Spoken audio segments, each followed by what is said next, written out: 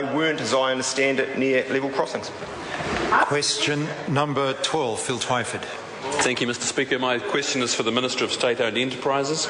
What advice has he received on the likelihood of KiwiRail finding $3.8 billion from its own balance sheet as required by the turnaround plan? The Honourable Tony Ryall. Mr. Speaker, I'm advised there is little likelihood that KiwiRail will find the $3.85 billion projected in the original 10-year turnaround plan launched in early 2010. KiwiRail's business has been affected significantly since that time by the Christchurch earthquakes, the Pike River mine disaster and of course the economic downturn. KiwiRail expects to have a smaller amount of free cash flow available for reinvestment in the business and risks continue. However, it is clear that KiwiRail has a much greater understanding of its business drivers and the company believes it remains on track to meet the original turnaround plan objective of viability.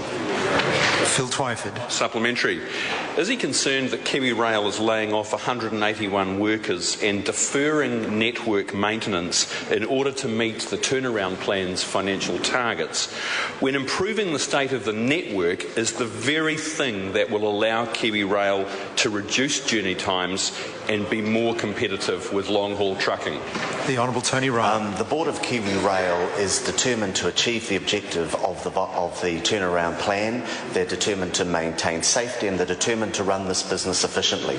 Part of that is making sure that its investments are returning against those objectives, and that's why they've made the decisions that they have with respect to those infrastructure and engineering staff numbers.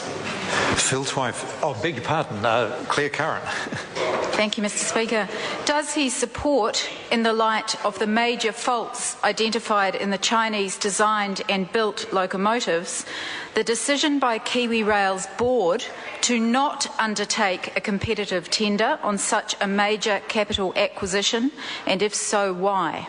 The Honourable Tony Ryall. Mr. Speaker, those decisions were managed by the board of KiwiRail and their executive. I have confidence in those people that they can turn around what can only be described as a financial basket case that this government inherited.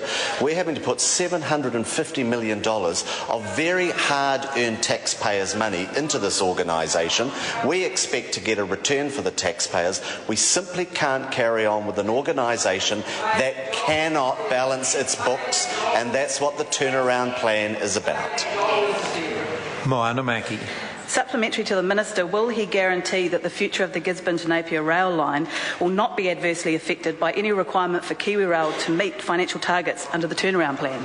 The Honourable Tony Ryall. Mr. Speaker, the requirement is that there is freight on the line and insufficient numbers to make the line viable into the future. That's what we're expecting. The government is very well aware of the views of the Gisborne, Ryall, Napier community with respect to that.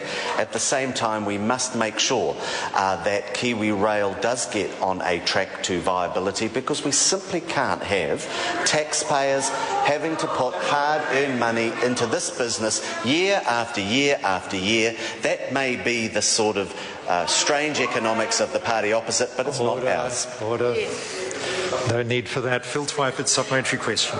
Does he think that the government's turnaround plan for rail is working or not, given his earlier answer that KiwiRail will not meet the turnaround plan's financial targets, given KiwiRail's plans to sell the hillside workshops, sell Transrail, close the Gisborne-Napier line, cut the capital connection, the series of procurement disasters involving the rolling stock, and 7,000 rotting Peruvian rail sleepers? The Honourable Tony Ryall. Mr. Speaker, I think every minister in this responsibility over the last 4 years would have told you this has always been a very challenging task for the board of KiwiRail, their executive and staff, to meet the turnaround, and it continues to be a challenge, and it's not without risks. But what I can tell the member is, at a time when there are significant demands on the Crown's capital for schools, roads and hospitals, we've put $750 million into this project, and frankly I think the spendaholics opposite would not be in a position to do anything else. Order. We come now to questions to members, and question number 1 stands the name of Moana Mackey. Thank you, Mr. Speaker.